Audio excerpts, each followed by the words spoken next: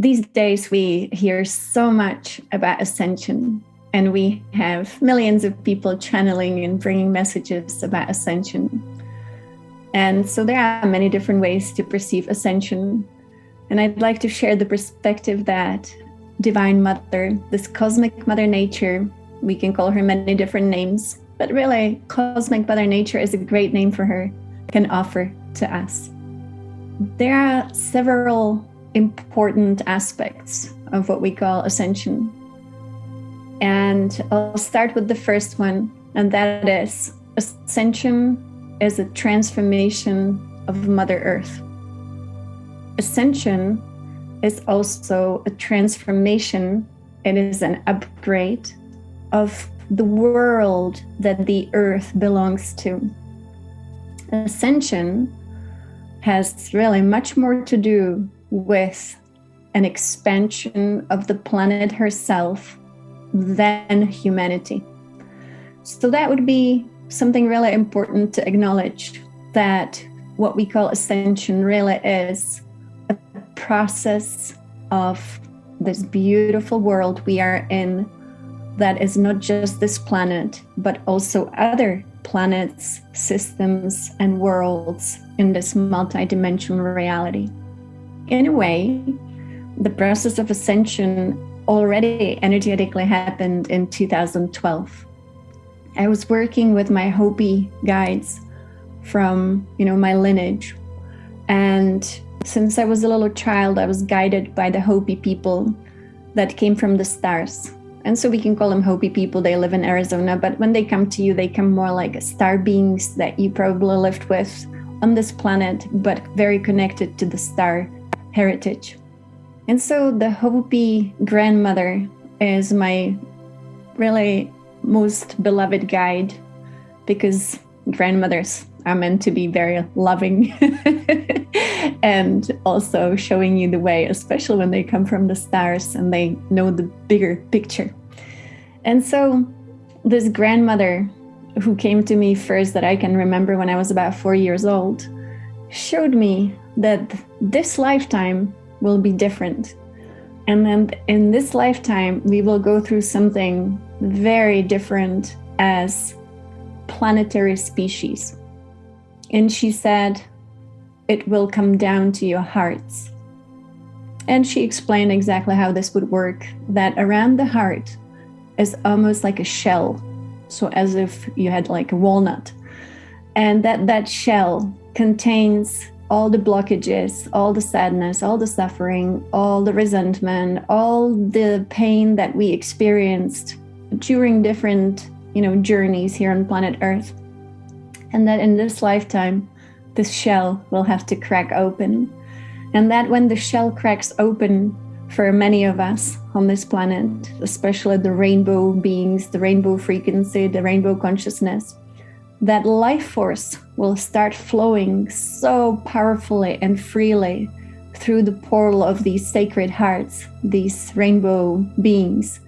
And it will just flood the earth, and everything that will be in resistance or not alignment will simply be transformed by the power of this cosmic love, planetary love. And she also came back with a bigger family of the Hopi beings in 2006, when I first really started to pay attention to people speaking about ascension. And I asked, can you explain this to me? And so these beings, as you know, we have stargates that are natural portals of consciousness within the earth. And when you work with these beings, they can take you beyond the stargates. And that's very useful, because once you are outside of this kind of distorted reality, then you can perceive divine reality without any distortions. And so the Hopi people took me behind the Stargate in 2006, and they showed me what will happen in 2012. And it was the most magnificent, really heart-opening experience, one of those, where you would be standing at this opening into really cosmos, and able to perceive cosmos without any limitations. And so here we think we are the only ones on this in this world, on this planet, but that's not true at all, as we all know now. But when you look at the cosmos, you see so many worlds, so many beings, and so much harmony, and so much collaboration, and so many beautiful interactions. And I was able to see that there are many more planets, even in our solar system and our world, than actually physically we can perceive. And maybe it's not the right explanation to say solar system. I'm going to call it a world. So we are part of this galactic world. And within that world, there are many, many, many, many more planets with beings actually residing on them than we can imagine. And because we do not perceive reality correctly on this planet, right? So we expect things to be physical and to perceive through physical senses, but that's not how it works when we are beyond this world. So I was able to see all these beautiful worlds, very, very real planets and star systems, and all of them suddenly got connected by what I would call the rainbow serpent. As if she was, moving in her wavy kind of dance, and she was interconnecting all these worlds with just one body of this cosmic serpent. And I was just looking at all these worlds becoming interconnected and one through the body of the serpent. And then the serpent made this kind of upgrading movement upwards. And she pulled every single world up with her to a whole new level of existence. So all worlds got pulled up.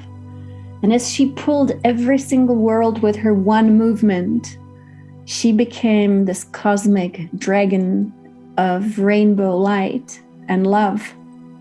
And all worlds ascended within her body. And so to me, I was watching this with my guides. I was so blown away. I was like, this is Ascension, whether you want it or not. It's the serpent who is moving. And then I realized that this serpent and dragon, that she is kind of like a cosmic DNA. And that evolution, it's really hard to understand all of this, but this is just a little snippet of what, is out there. I realized that evolution is a spiral. It is the dragon, it is the serpent, it is rainbow light, it is love. It is bigger than just one little world. It is bigger definitely than, little beings like us. And that is a cosmic phenomenon, and that it has to do with the evolution of DNA, which again is a cosmic aspect of creation. So that was Ascension explained to me in 2006. The earth was moved up with all these other worlds.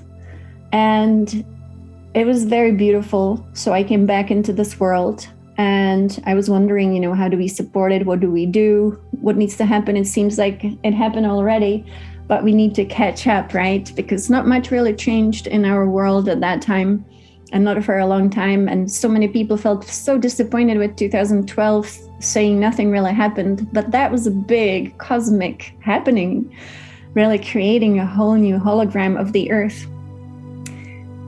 And since then, I realized that the earth is a sacred being that is beyond anything that anyone can really imagine unless they really get to meet her and see her and communicate with her.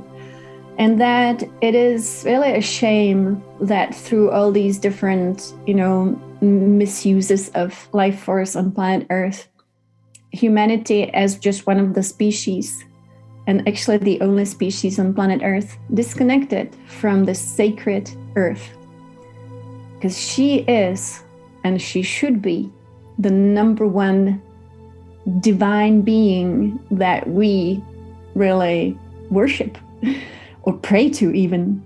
And as you have traveled the world, you notice that some of the Aboriginal and Native cultures, for them it is completely natural and normal to every day spend hours singing to Pachamama, giving gifts to Pachamama. And this is across all native cultures that I interacted with around the world, whether it is in Australia, Asia, North or South America. Not so much in Europe anymore, I guess, but surely there are, of course, cultures that still worship the earth. And so, people laugh at us when we hug a tree. People laugh at us when we speak about the earth as a living being. And that just shows us that we ended up in a world so disconnected from something so essential. Now, because the earth is a sacred being, she really is also so important, right, to who we are as beings who come here to planet Earth to be part of her. And so, how in Atlantis we had a big problem, and the problem was really the disconnect from nature. And you would think that right now in this world, we have the same problem, the disconnect from nature. And what she told me today, because she is the one who's going to change this world. She's going to do it any which way, but she will do it. And it's nice if we can help her. And it's really nice if we can start understanding her and assisting her in her own awakening, because she's waking up her portals. She's waking up the inner dimensions of herself. She's waking up the elemental queendom to once again, not to be so discouraged by what they see, but to actually co-create with us. And so what we do here at Green Tara is that we work with the sacredness of this planet, and we try to support her in her awakening, which really is shedding her old skin and coming into her new ethereal nature to be more like this beautiful angelic being without the density. So she told me this morning that, societies and civilizations that disconnect from nature actually become insane. And that it is a definition of insanity is the disconnect from something so important that is nature. And I often speak about my journey through the 12 dimensions and the fact that I found nature to be that one common, really being, the body in all dimensions. Nature is in all dimensions.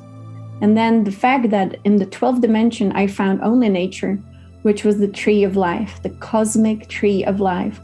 And so I also realized that everything is based upon the principle of trees, where you have the roots and you have the trunk and you have the crown. And that creates the toroidal shape, not only of you and me as beings in this body, but also the earth herself. She has a tree of life within herself, and so it creates the toroidal field.